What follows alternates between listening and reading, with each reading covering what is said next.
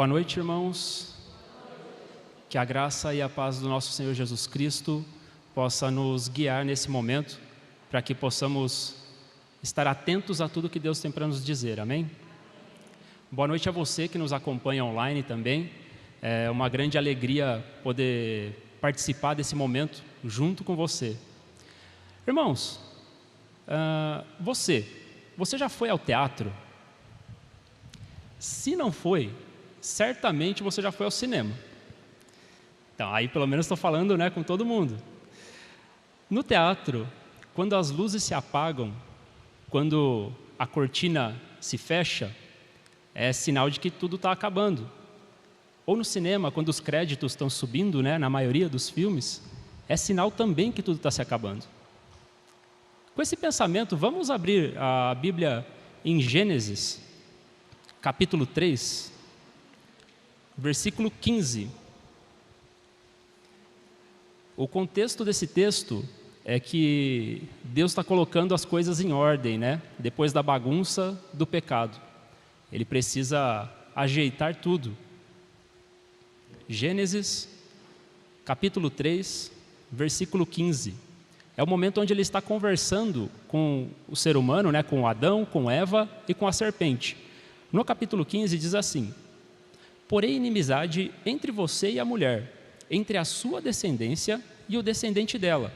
Este ferirá sua cabeça, e você lhe ferirá o calcanhar. Este descendente nós sabemos que é Cristo. Esse descendente, né, essa promessa que Deus fez aqui do descendente, Deus já traz a promessa do Natal e da Páscoa, né, junto. É o comecinho do que nós podemos entender do Evangelho. Mas esse descendente pisou na cabeça da serpente, porém ela feriu o calcanhar dele. O Senhor Jesus, nosso Rei, morreu. E aí as cortinas se fecham. Pelo menos é isso que todo mundo pensava na época, não é verdade? Mas quando tudo parecia que já tinha se acabado e todos poderiam voltar para suas casas, eis que o nosso Senhor ressurgiu. Eis que Ele ressuscitou. E isso faz toda a diferença. A ressurreição de Cristo muda tudo nas nossas vidas. Porque não foi apenas uma pessoa morrendo no nosso lugar, mas foi Deus que entregou a própria vida para nos salvar. E esse Deus, Ele faz uma promessa para nós, após essa ressurreição, que também muda tudo como nós podemos enxergar os fatores que nos cercam. Agora, a gente abriu em Gênesis, vamos abrir em Apocalipse. Apocalipse 21, 5. É dois textos porque os dois são fáceis de achar, né? Gênesis e Apocalipse é fácil. Apocalipse, capítulo 21, versículo 5. O texto diz assim: aquele que estava sentado no trono disse: eis que estou fazendo nova todas as coisas. E acrescentou: escreva isto, pois estas palavras são verdadeiras e dignas de confiança. O nosso Rei disse que está fazendo nova todas as coisas. Venha quantas pandemias vierem, venha quantos problemas surgirem, nós temos a esperança e nós temos a alegria que ninguém pode tirar, nem nada. Nosso Rei prometeu que tudo será novo, e isso deve nos mover. Vamos orar, irmãos? Senhor, obrigado, Pai. Obrigado porque o Senhor tem falado aos nossos corações, cuidado de nós, mesmo em momentos difíceis. Outra coisa, nós, na quarta-feira, não teremos culto. Quarta-feira, que será a véspera de Natal, não haverá culto. Nós vamos deixar esse dia sem culto e no domingo, no próximo domingo, certo? No próximo domingo, nós vamos comemorar o Ano Novo. Nós vamos comemorar num dia que não é o Ano Novo, né? Mas nós vamos comemorar o Ano Novo aqui na igreja, né? Lembrando de tudo aquilo que Deus fez por nós, agradecendo a Deus por tudo que Ele fez, sabendo que nós estamos num momento diferente, então é por isso do dia diferente, né? Que a gente vai mudar um pouco o dia por conta dessa questão. Nós vamos tirar o dia 31, né? Vamos levar ali um pouquinho mais para frente, mas isso não nos impede de agradecer a Deus de tudo que Ele tem feito da mesma forma. É apenas um dia diferente, nós sabemos porque o ano inteiro foi diferente, então requer adaptação para muitas coisas. Infelizmente, ainda não podemos estar todos juntos da forma que gostaríamos, né? Com aquelas festas tão boas que nós temos aqui e que nos faz agradecer tanto a Deus, né? Bom, peço para os irmãos aguardarem só um minutinho.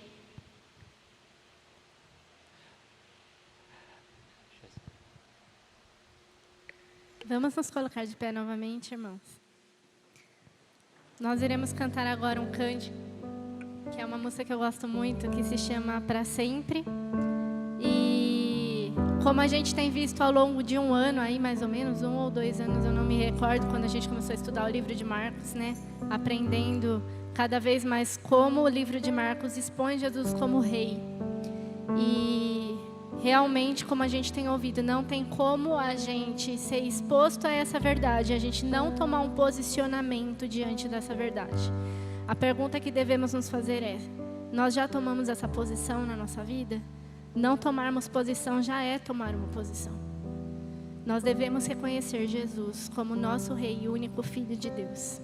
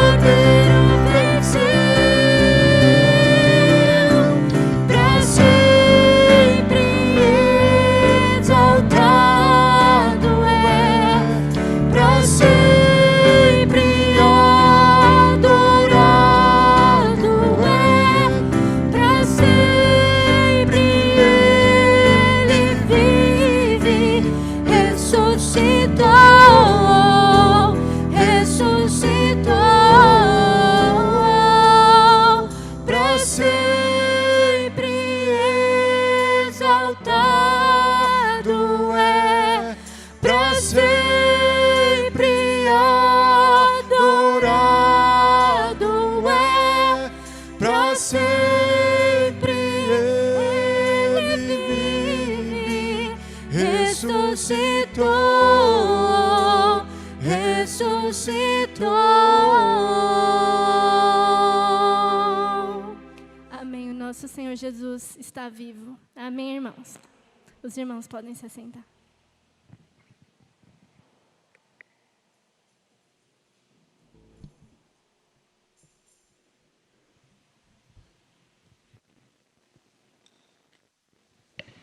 Graça e paz, igreja.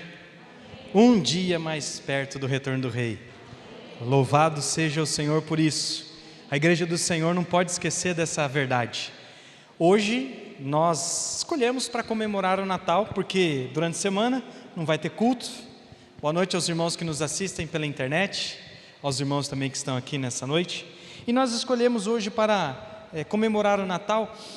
E aprove o Senhor que o texto que eu pregaria de Marcos, a gente teve uma interrupção no Evangelho de Marcos durante a pandemia, voltamos, e hoje justamente o texto que eu vou trazer nessa manhã fala sobre a aurora de uma nova era.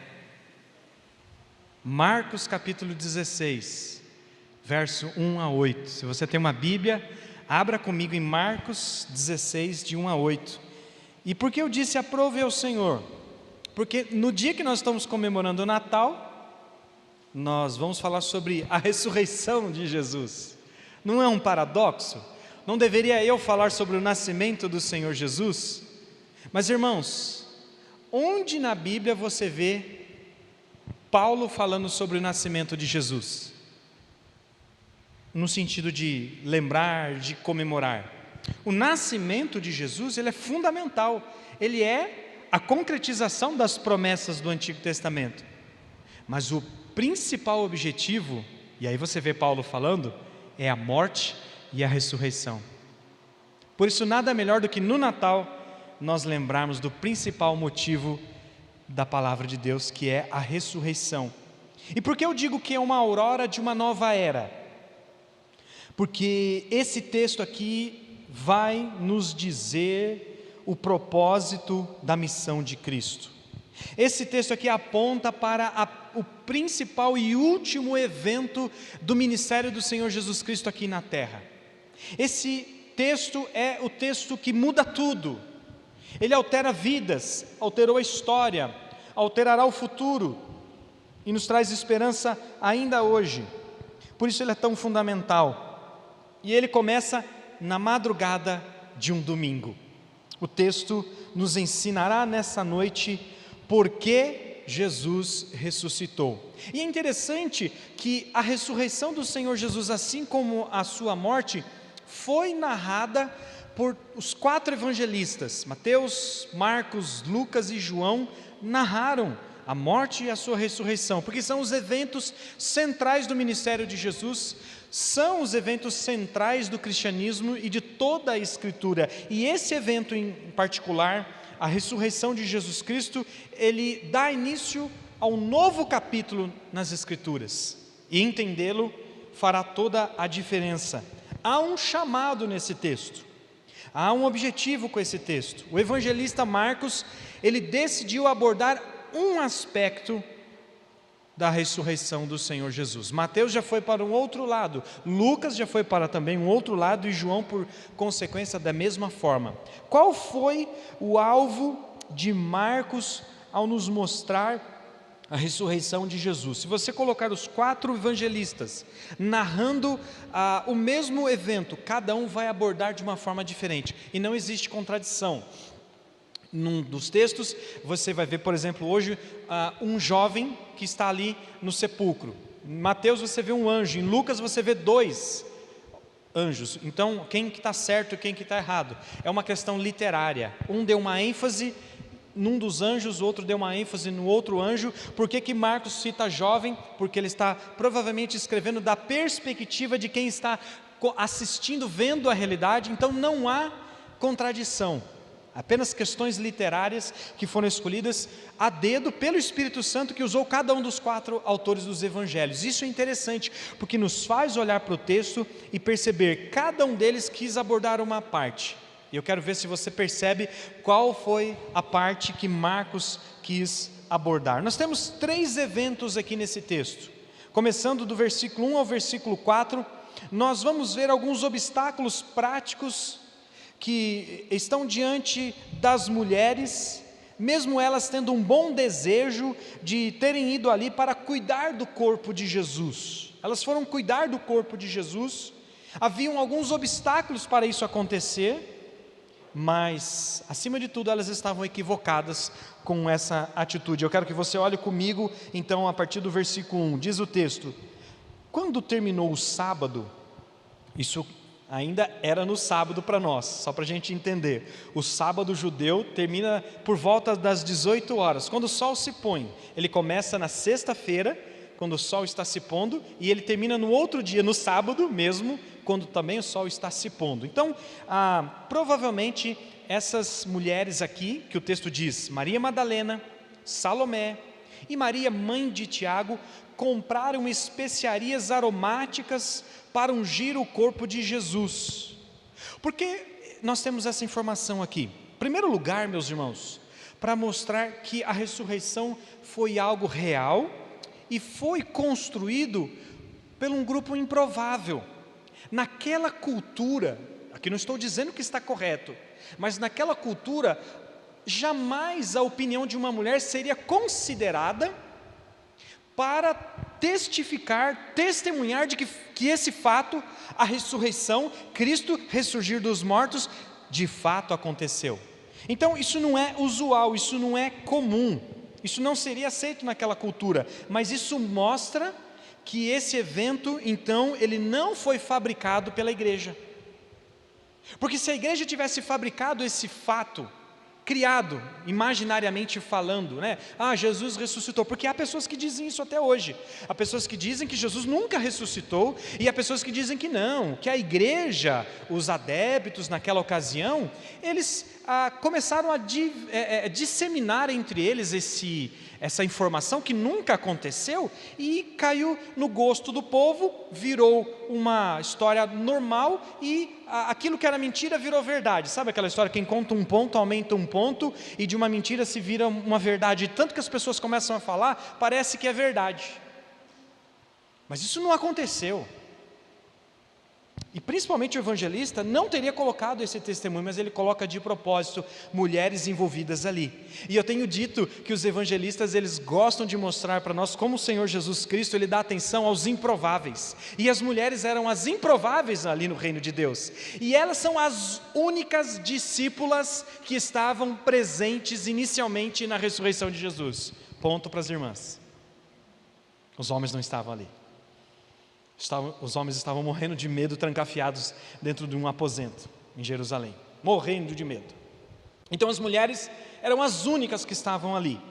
Ok, já vimos aqui então que terminaram o sábado, essas irmãs estavam ali para levar especiarias aromáticas para ungir o corpo de Jesus. E talvez você pense assim, poxa, que legal, elas estão indo cuidar do corpo de Jesus, porque naquela ocasião o corpo, especialmente pela realidade geográfica e de clima, uma realidade climática, o corpo ele apodreceria com mais facilidade, e o cheiro ele também se propagaria de uma forma pior. E quem já sentiu o cheiro de morte, eu já senti, sabe que é o pior cheiro que tem do corpo humano em putrefação, estado de putrefação, de decomposição. Elas foram levar especiarias para cuidar do corpo, embora o corpo de Jesus já tinha sido ungido por uma mulher, embora o corpo de Jesus já tinha sido tratado por José de Arimateia, mas talvez você pense assim, olha que devoção no coração dessas mulheres,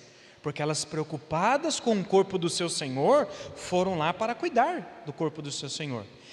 Existe sim um lado aqui de devoção, mas existe um outro lado que a gente talvez não tenha parado para pensar, de que elas estavam equivocadas. Por quê? Porque quando você vai para Marcos capítulo 8, versículo 31, abra sua Bíblia comigo em Marcos capítulo 8, versículo 31, não é bem aquilo que elas estão praticando.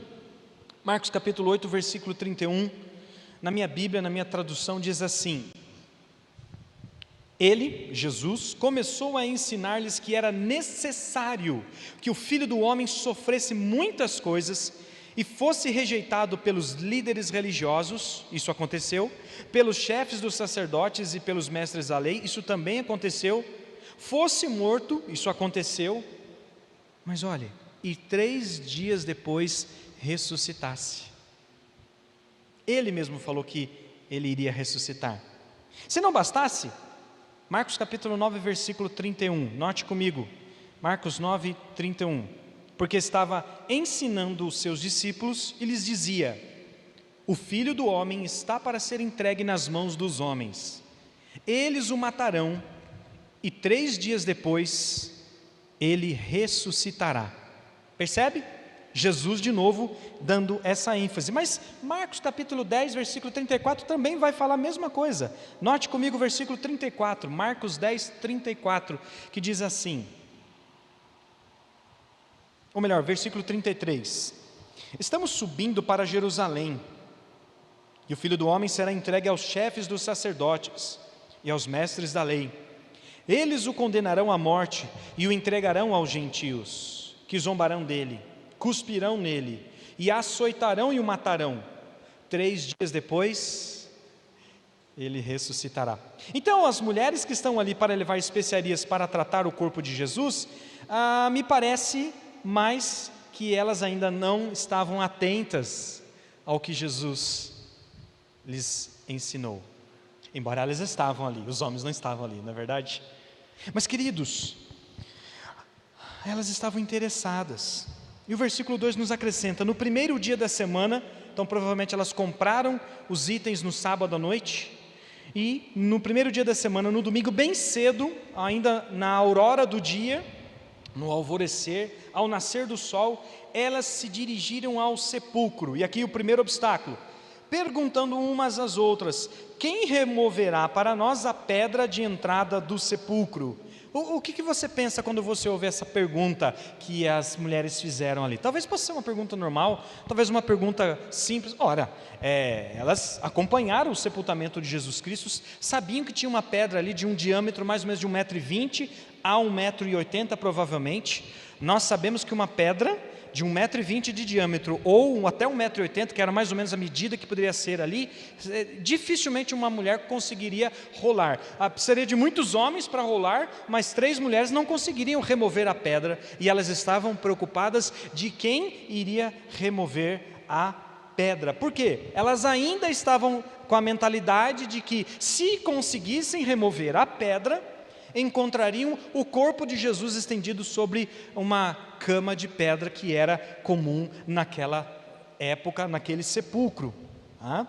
Mas o verso 4 diz: mas quando foram verificar, viram que a pedra, que era muito grande, havia sido removida. Sabe o que é interessante nessa informação aqui? Essa ideia de havia sido removida, ela está no modo passivo, que significa que a pedra sofreu a ação da mão de alguém. Alguém foi lá e removeu a pedra. Quem foi esse alguém? O próprio Deus estava atuando já na ressurreição de Jesus. Porque elas esperariam, se estivessem entendendo a ressurreição, elas esperariam que alguém iria abrir a porta, ou a pedra, melhor dizendo, para que Jesus então pudesse sair, ou Jesus que fosse tentar abrir a pedra.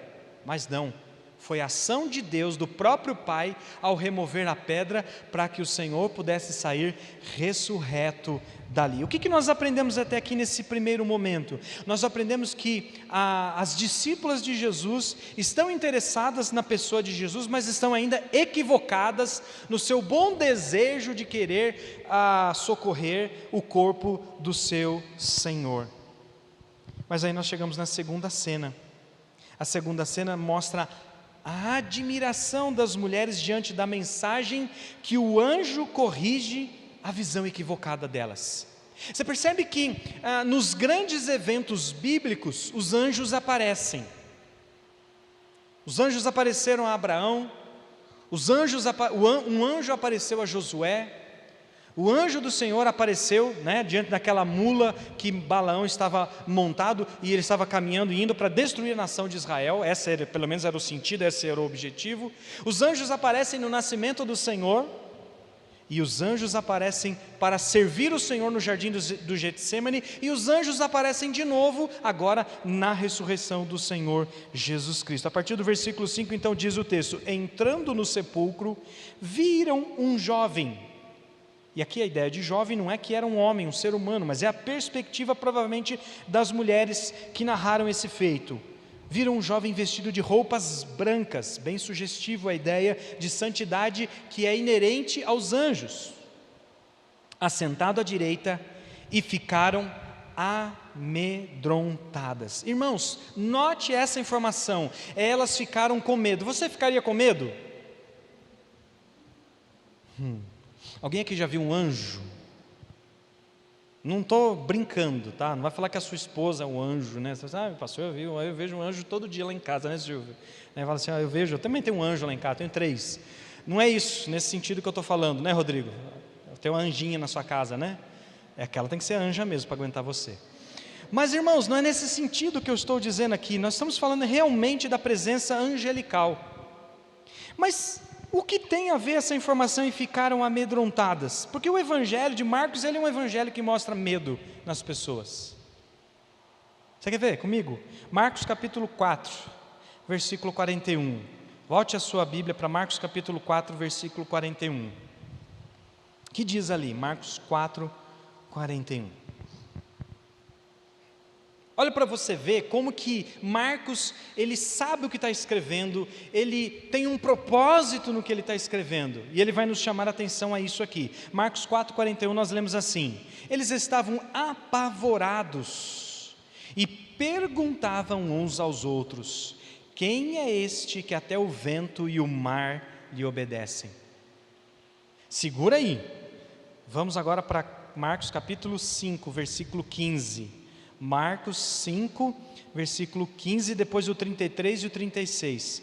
Marcos 5, 15 diz assim: quando se aproximaram de Jesus, viram ali o homem que fora possesso da legião de demônios, assentado, vestido e em perfeito juízo, e ficaram com medo. Diante da ação de Deus, que aconteceram no capítulo 4, agora aqui no capítulo 5, numa outra situação, algumas pessoas manifestaram temor, medo. Verso 33. Então a mulher, sabendo o que lhe tinha acontecido, a mulher do fluxo de sangue, aproximou-se, prostrou-se aos pés de Cristo e, tremendo de medo, contou-lhe toda a verdade. Mais uma expressão de medo diante do Senhor Jesus. Verso 36. Não fazendo caso do que eles disseram, Jesus disse ao dirigente da sinagoga, aqui no caso Jairo: não tenha medo, tão somente creia. Percebe que nós começamos a ter aqui uma pista do que Marcos está querendo nos transmitir com a realidade das mulheres estarem estremecidas ou amedrontadas com um evento que ainda não estava fazendo sentido na cabeça delas. Chegar no sepulcro para encontrar o corpo de Jesus, não se encontrou o corpo do Senhor Jesus, e elas tremeram de medo diante do anjo. Mas ainda no capítulo 6, versículo 50, mais uma informação. Marcos 6, 50, diz assim: pois todos o tinham visto e ficaram aterrorizados, aqui diante da situação de Jesus andar por sobre o mar, por sobre as águas. E também em Marcos capítulo 10, para finalizar, versículo 32 a 34. Marcos 10, 32 a 34, nós lemos assim. Marcos 10, 32 a 34. Eles estavam subindo para Jerusalém e Jesus ia à frente. Os discípulos estavam admirados, enquanto os que o seguiam estavam com medo. Novamente ele chamou à parte os 12 e lhes disse o que haveria de acontecer. Estamos subindo para Jerusalém e o Filho do Homem será entregue aos chefes dos sacerdotes e aos mestres da lei. Eles o condenarão à morte e o entregarão aos gentios, que zombarão dele, cuspirão nele e o açoitarão e o matarão. 3 dias depois ele o ressuscitará. Note que diante dessas informações, houve temor diante dos discípulos ali também. E quando as mulheres estão diante daquele jovem, olha a resposta dele no versículo 6. Volte agora a Marcos 16, verso 6. O que é que ele diz? Não tenham medo. Parece que nós estamos lendo o profeta Isaías. Não temas, pois eu sou contigo. Existe uma linha muito tênue, muito fina entre medo e confiança. Porque o medo é um apego paralisante, algo que te bloqueia, algo que te faz que você não anda nem para frente nem para trás. E a confiança te faz dar passos que você jamais acreditaria se alguém filmasse e mostrasse você fazendo certas coisas. Não é verdade? Meus irmãos, o chamado nesse texto é para você e eu, para os discípulos de Jesus, vencermos o medo com a crença e descansar na fé. Nós temos aqui discípulas de Senhor Jesus Cristo que estão interessadas, mas equivocadas, estão com medo porque não entendem a realidade, porque não tem, o coração delas ainda está distante, porque elas estão com o coração endurecido, e não é um coração endurecido daquela pessoa que você fala assim, nossa, essa pessoa tem coração duro, se referindo a uma pessoa dura, ruim, cara fechada, né, um coração duro que a pessoa tem. Não, é no sentido de falta de fé. É no sentido de não é ter uma grande fé, mas é exercer a fé salvífica, a fé que transforma o coração de um medroso num corajoso, a fé de entender quem é Jesus. Essa é a pergunta que vem ecoando desde o início do capítulo 1 de Marcos. Quem é este? Que tem domínio sobre a criação, pois Ele é o Criador, que tem domínio sobre a vida, pois Ele é o Deus da vida, que tem domínio sobre as Escrituras, pois Ele é o autor das Escrituras, Ele é a palavra de Deus, e Ele agora está aqui ressuscitado, ressurreto diante dessas mulheres. Ou melhor, Ele já tinha ido, mas o anjo diz, não tenha medo, disse Ele, verso 6, vocês estão procurando Jesus, o Nazareno. Interessante esse título que mostra a sua humanidade, a sua origem simples, humilde de Nazaré. E ele diz que foi crucificado, e domingo passado já falamos sobre a crucificação. Olha o que ele diz, Ele ressuscitou, não está aqui, vejam o lugar onde o haviam posto. O anjo corrige na mente delas o equívoco no seu coração. Enquanto elas foram lá para cuidar do corpo de Jesus, o anjo diz, Ele não está mais aqui, não é mais necessário cuidar do corpo do Senhor, Ele está vivo, Ele ressuscitou. De fato, aquilo que Ele disse aconteceu. E agora chegamos na terceira parte, onde o envolvimento dessas mulheres aqui, essa admiração que elas têm, é transformado por uma incumbência. Observe comigo o versículo 7, o anjo lhes dá uma missão, uma responsabilidade, uma incumbência. Veja, vão e digam aos discípulos dele e a Pedro, ele está indo adiante de vocês para a Galileia, lá vocês o verão como ele disse. Esse é o texto principal dessa noite. O que cura o medo, o que transforma o temor, o que tira você de uma situação paralisante e faz você andar dentro da vontade de Deus, é a convicção da presença do Cristo ressurreto.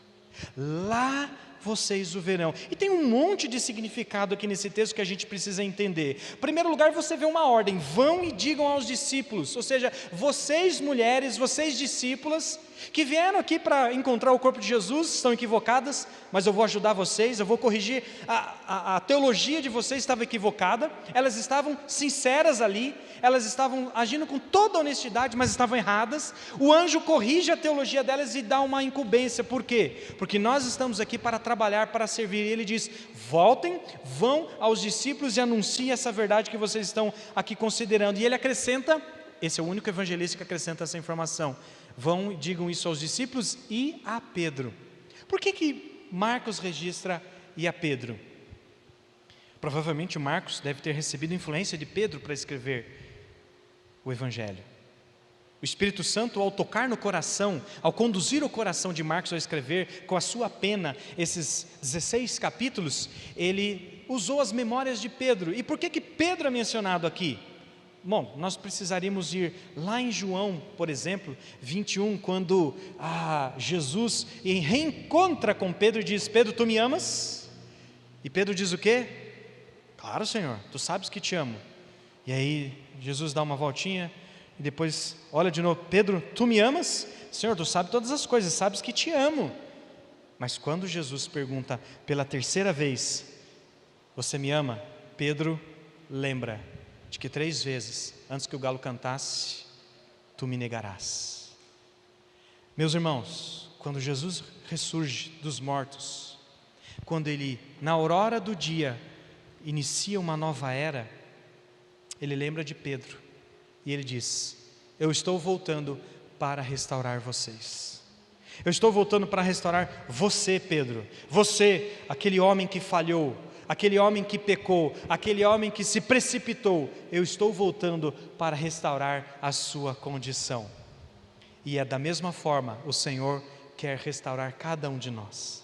Quer restaurar nossa vida, quer transformar o nosso viver. E ele diz, o anjo, ele se referindo a Jesus, está indo adiante de vocês para a Galileia. Por que a Galileia é importante? Porque foi na Galileia, meus irmãos, que Jesus Cristo escolheu os 12. Foi na Galileia onde Jesus Cristo os comissionou. Foi também na Galileia onde Ele os enviou em missão. Portanto, a Galileia é um lugar de revelação e de comissão. A grande comissão, ide por todo mundo, pregar o evangelho a toda criatura, né? Ou ide fazer discípulos de todas as nações, ou Lucas 24 que diz que em seu nome seria pregado o arrependimento para todas as nações. Ele acontece na Galileia, ele não acontece em Jerusalém. Mateus 28, 19 a 20 acontece lá na Galileia. Lucas 24, 47 acontece lá na Galileia, não em Jerusalém. E essa ideia de Marcos registrar, Jesus está indo, ele se encontrou. Se você ler os outros evangelistas que narram o mesmo histórico aqui, você vai ver que Jesus se encontra com eles em Jerusalém. Jesus entra na casa onde eles estavam trancados, diz: paz seja convosco, assim como o Pai me enviou, eu vos envio a vós. Mas o comissionamento deles não acontece aqui, acontecerá lá na Galileia, porque isso tem uma simbologia. Qual é a simbologia? O Senhor está voltando para restaurar e fazer novas todas as coisas. Quando você abre a sua Bíblia no livro de Apocalipse, você vê essa realidade. Veja comigo, Apocalipse capítulo 1, marque aí Marcos 16 e vamos para Apocalipse capítulo 1. Apocalipse capítulo 1, versículo 17 e 19, veja o impacto da ressurreição. Muitas vezes nós pensamos em novos céus e nova terra só quando chegamos em Apocalipse. Mas note comigo, Apocalipse capítulo 1, versículo 17 e 18 diz assim: o evangelista João, já muito idoso, o último dos discípulos, ainda vivo, ele escreve da seguinte maneira: quando o vi, e quem que ele viu aqui? O Cristo ressurreto, caí aos seus pés como morto.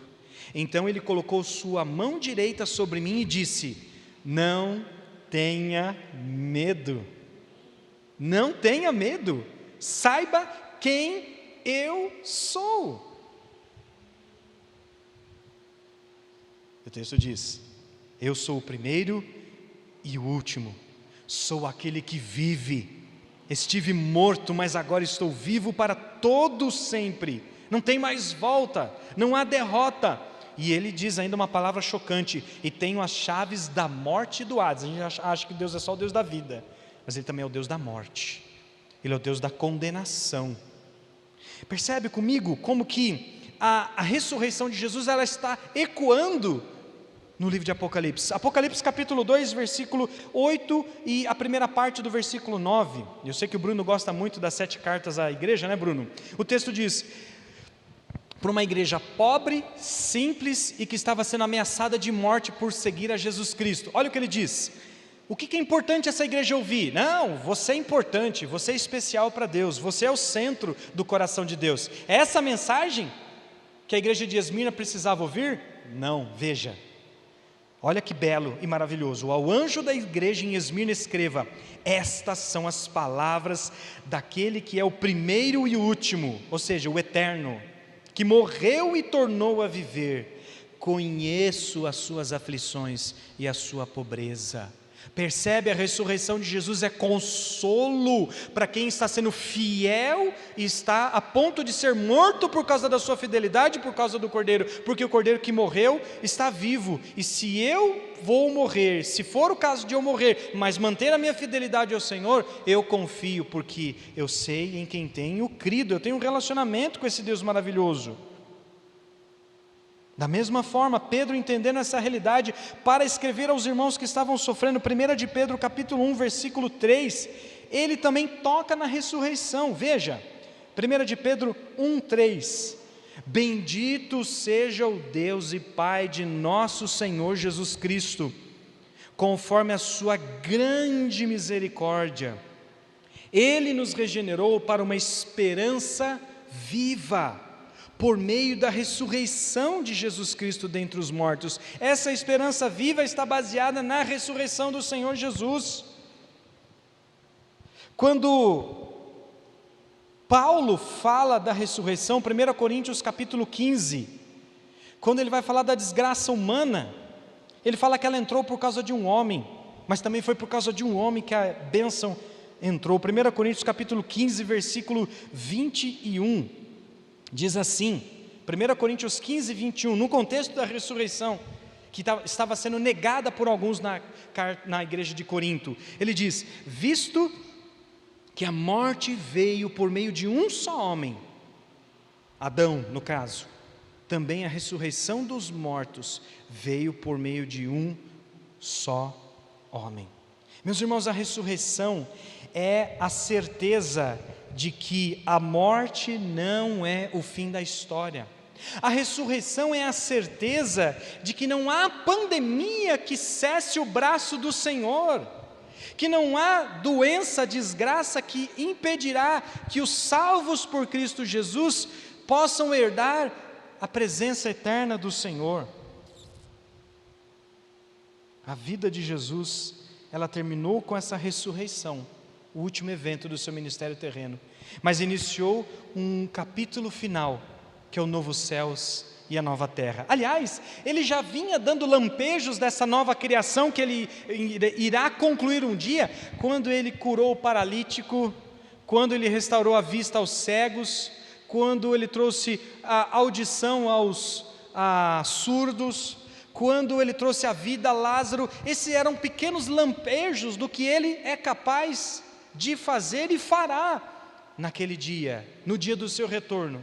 Mas qual é a resposta que nós temos que dar diante desse texto? Voltando agora para Marcos capítulo 16. Sabendo que Jesus, Ele é muito mais do que aquilo que a gente ouviu falar por aí, que Ele é o Senhor da criação, que Ele é o médico dos médicos, que Ele é o dono das Escrituras Sagradas, que Ele é aquele que tem compaixão com os renegados, com os improváveis, e que Ele é o libertador. Nós temos duas atitudes a tomar. A primeira delas é ir desesperadamente a Ele atrás do seu perdão. Ele é o Deus Santo, Ele é o Deus poderoso. Se eu ainda não provei do perdão de Cristo, eu ainda estou perdido, eu ainda estou longe. Não há religião que me salve, não há conduta correta que me transforme, a não ser o perdão do Senhor Jesus Cristo. Porque Ele morreu, venceu a morte e trouxe a liberdade do pecado para aqueles que nele creem.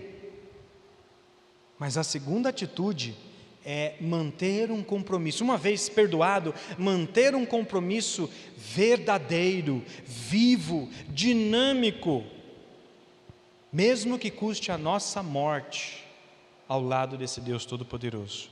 E isso é vencido com fé. Veja que as mulheres, elas vacilaram no versículo 2, quando se dirigiram ao sepulcro, pensando em quem queria remover a pedra.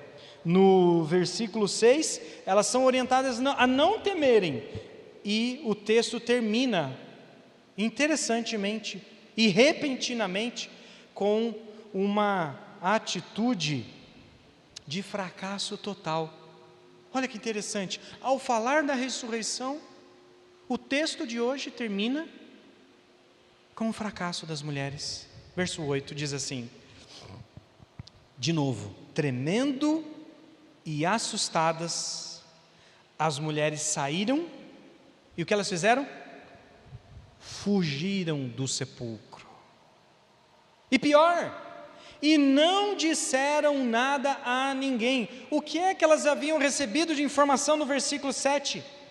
Vão e digam aos discípulos e a Pedro, o Senhor está voltando, o Senhor está indo para Galiléia, de onde Ele vai recomeçar. Na linguagem da informática, é como se Deus estivesse agora fazendo um restart. Ele está reiniciando o programa. Nós vamos começar a nova criação a partir desse momento. A nova criação ela foi inaugurada na ressurreição de Jesus, mas ela vai ser completa e plena no retorno de Jesus.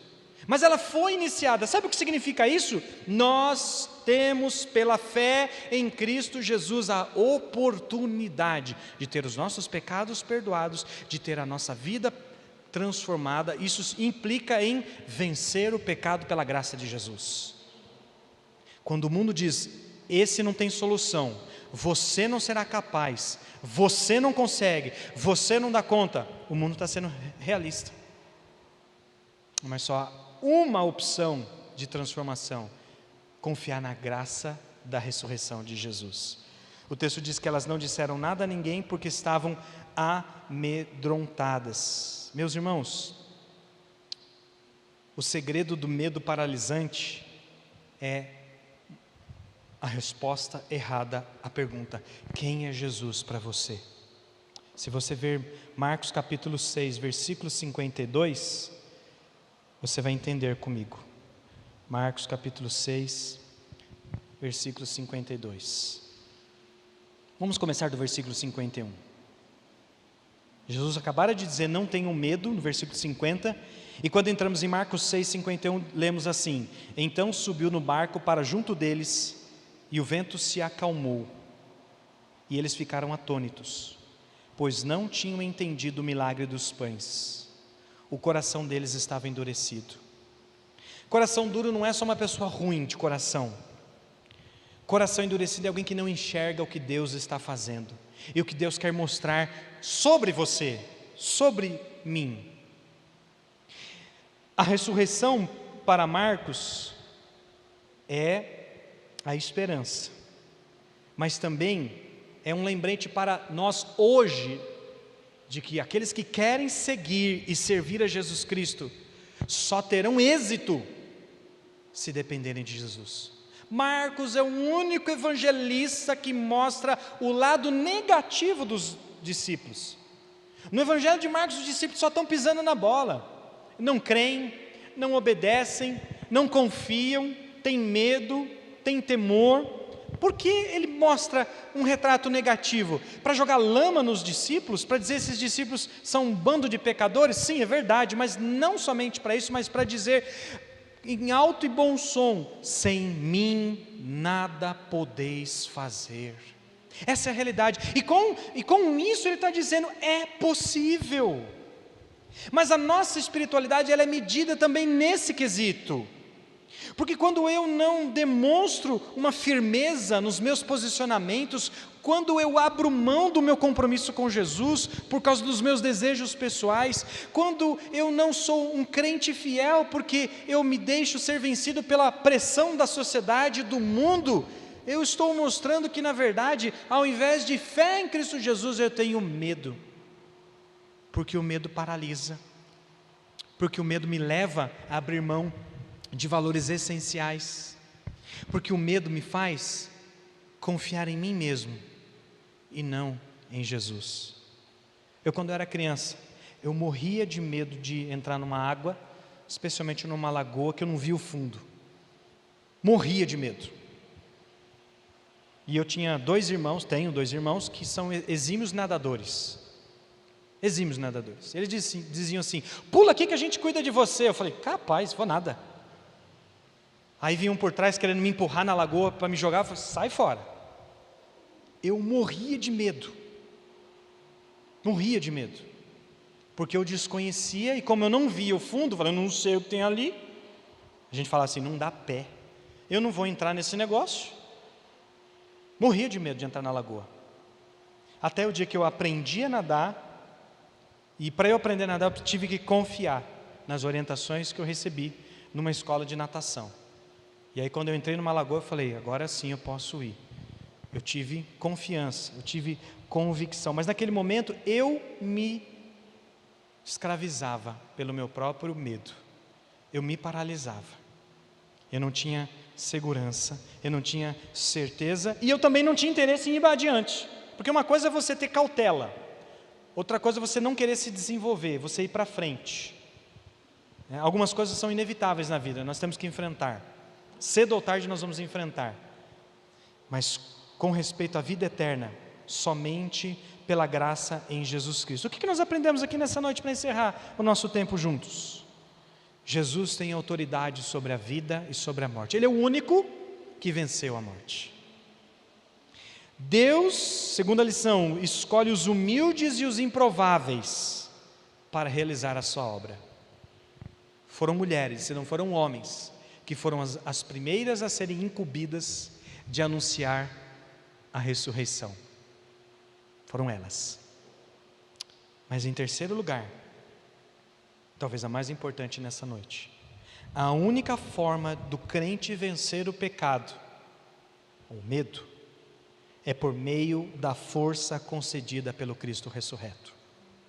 Se você não entender, e se você não entende a ponto de confiar, você precisa clamar a misericórdia de Deus, porque essa é uma obra sobrenatural. Eu não posso te convencer, não serão as minhas palavras que vão lhe convencer, mas o Santo Espírito de Deus, pela palavra pregada, Ele sim tem autoridade para mudar a sua condição, para você vencer um pecado que talvez você esteja acalentando.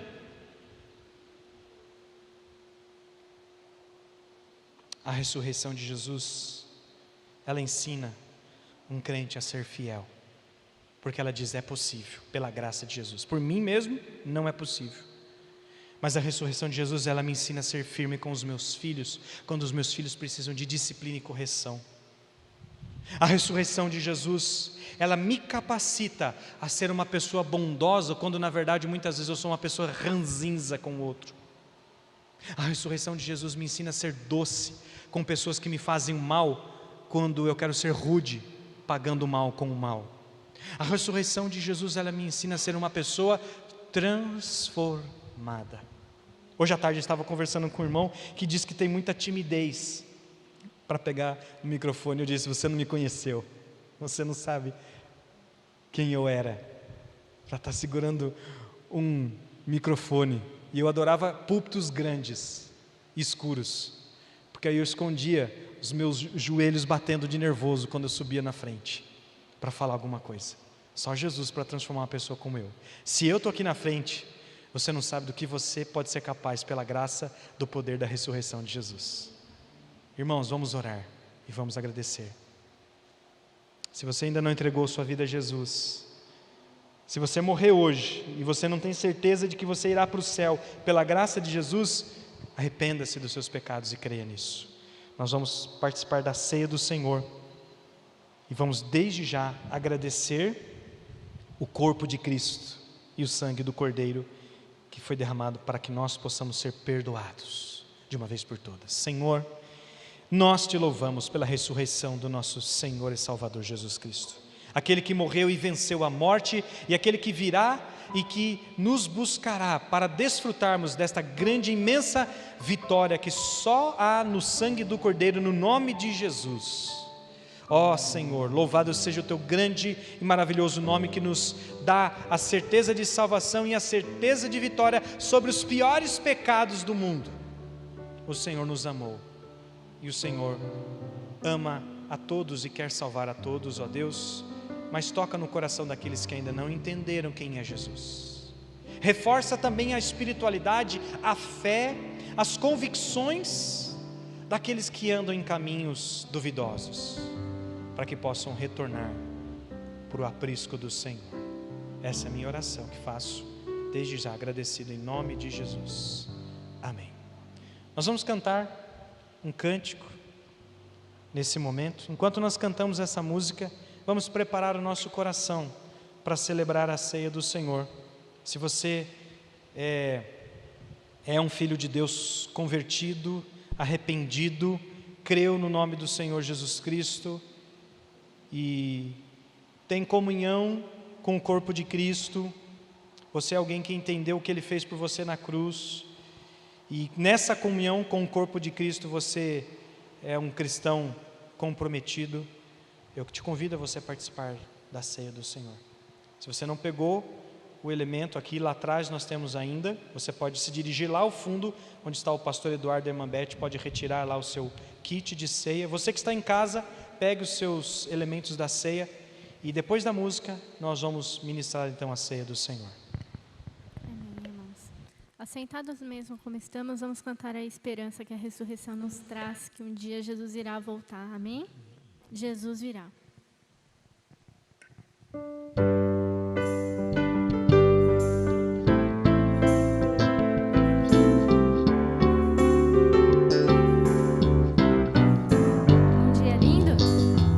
Um dia lindo, almejo eu encontrar a eterna glória que prometida está. Gozo e alegria posso então eu sentir, pois Jesus Cristo já está por vir. Jesus virá, outra vez aqui Jesus virá mais uma vez aqui, e todos juntos em um só louvor cantemos todos, Ele é o nosso Senhor. Ele veio ao mundo como príncipe da paz, Ele foi tentado e não pecou jamais. A sua vida é exemplo de amor, por enquanto Ele é o nosso Senhor. Jesus virá, outra vez aqui Jesus virá mais uma vez aqui, e todos juntos em um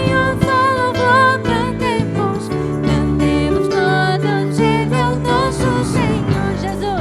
Jesus virá, outra vez aqui Jesus virá mais uma vez aqui, e todos juntos em um só louvor cantemos todos, Ele é o nosso Senhor.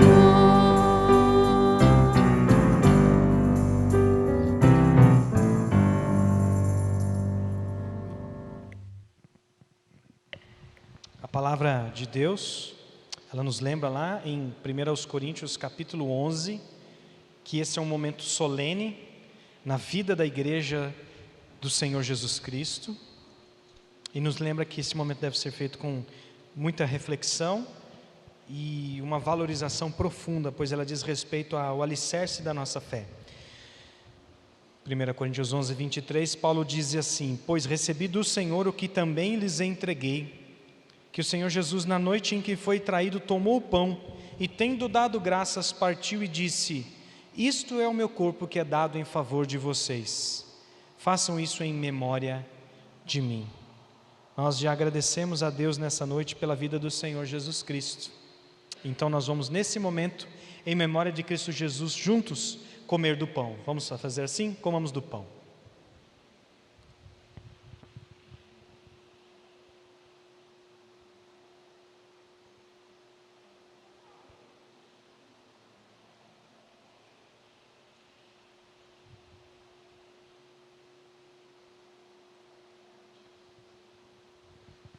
Da mesma forma, depois da ceia, ele tomou o cálice e disse: este cálice é a nova aliança no meu sangue.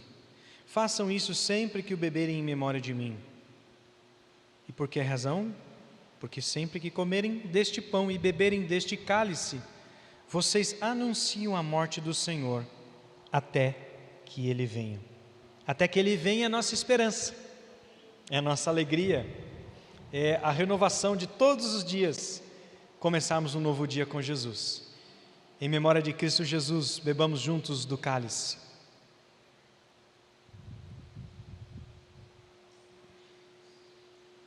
Deus seja louvado. Será que podemos cantar o refrão dessa música? Jesus virá?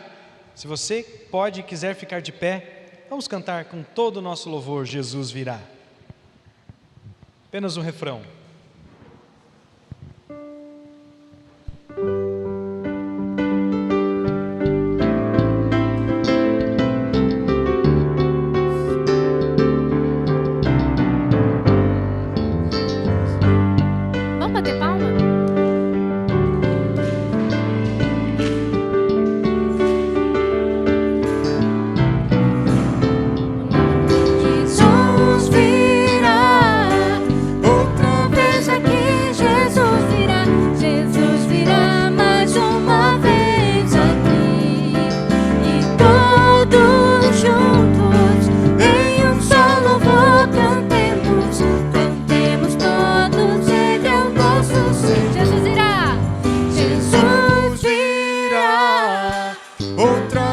Aqui Jesus virá, mais uma vez aqui, e todos juntos em um só louvor cantemos, cantemos todos, Ele é o nosso Senhor.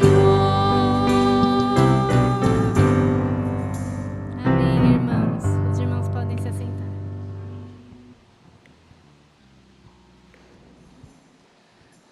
Amém, irmãos. Diante da clara exposição da verdade que o nosso Rei ressuscitou, nós não temos outra coisa a não ser adorá-lo, né, como resposta. Cristo, Ele é mais do que tudo para nós, e Ele traz todo o sentido e significado para nossas vidas. Estamos chegando ao final desse culto, apenas lembrando a você que está online, na próxima quarta-feira não haverá culto, né? Nós temos aí 2 dias que nós não faremos o culto e um desses dias é na próxima quarta-feira. Voltaremos ao normal depois, mas nós vamos avisando certinho para vocês quais serão os dias, tá bom? E no próximo domingo, nós vamos, no dia 27, nós vamos comemorar o Ano Novo.